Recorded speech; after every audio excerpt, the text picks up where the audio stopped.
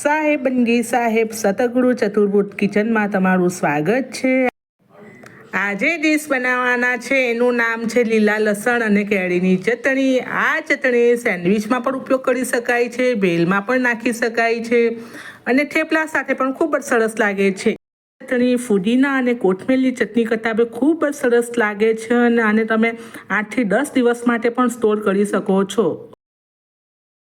અને લીલા લસણના રોટલાની વાત કરીએ તો એ ખૂબ જ ટેસ્ટી છે, સ્વાદમાં પણ અને બનાવવામાં પણ ખૂબ જ ઇઝી છે।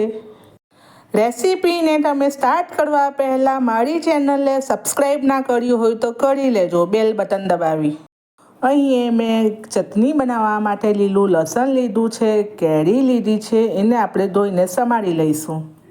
અહીં મેં લસણને સાફ કરવા માટે લસણ પરના વ્હાઈટ રેસા કાઢી લીધા છે।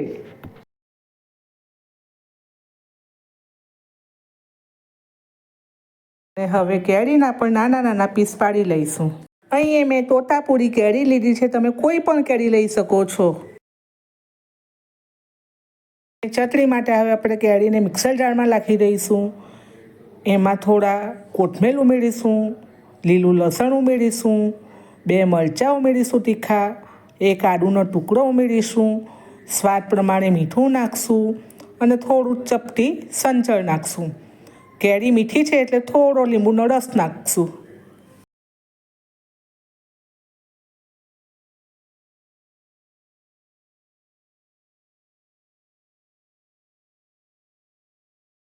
લીંબુનો રસ ઉમેરવાથી કેરીની ચટણી વધારે દિવસ સારી આપણે સ્ટોર કરી શકાય છે।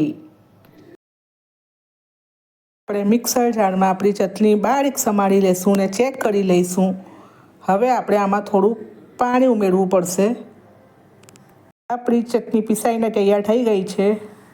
હવે આપણે તેલ મૂકી એમાં થોડું જીરું નાખી ચટણીને વઘાર આપી દઈશું।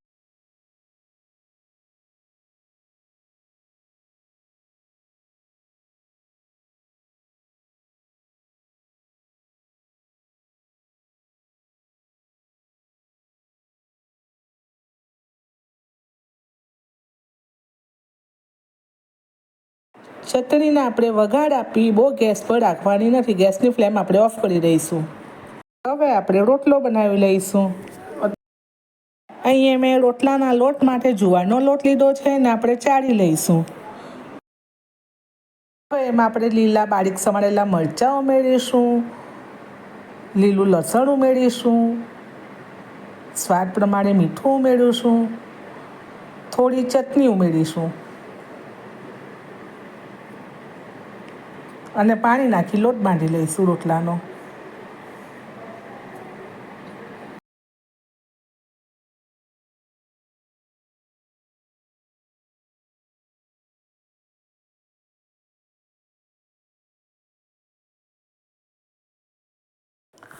આ રોટલો સ્વાદમાં ખૂબ જ ટેસ્ટી છે, જે લોકોને રોટલો નહીં ભાવતો હોય તેને પણ ભાવતો થઈ જશે।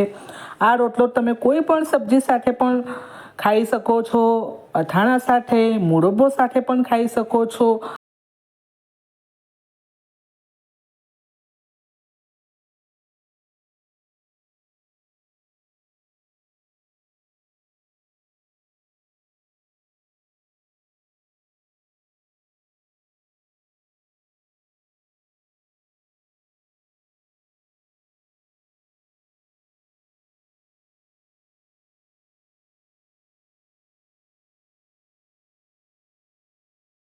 લોટ બાંધીને તૈયાર છે। આપણે હવે રોટલો હાથ પર ટીપી લઈશું। તમે જોઈ શકો છો કે આપણો રોટલો બની રહ્યો છે। હવે આપણે એને તવીમાં શેકી લઈશું।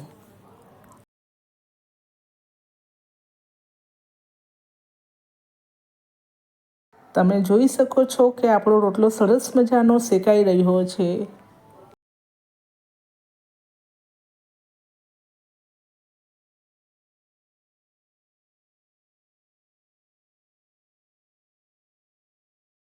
જોઈ શકો છો કે આપણો રોટલો શેકાઈને તૈયાર છે। હવે આપણે એને સર્વ કરી લઈશું।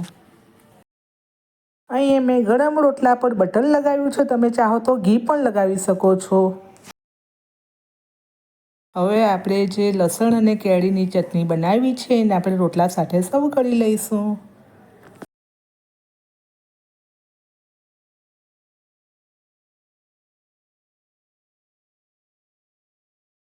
જો તમને આજની મારી રેસીપી ગમી હોય તો ચેનલને લાઈક કરજો, શેર કરજો અને સબસ્ક્રાઈબ કરવાનું ભૂલશો નહીં.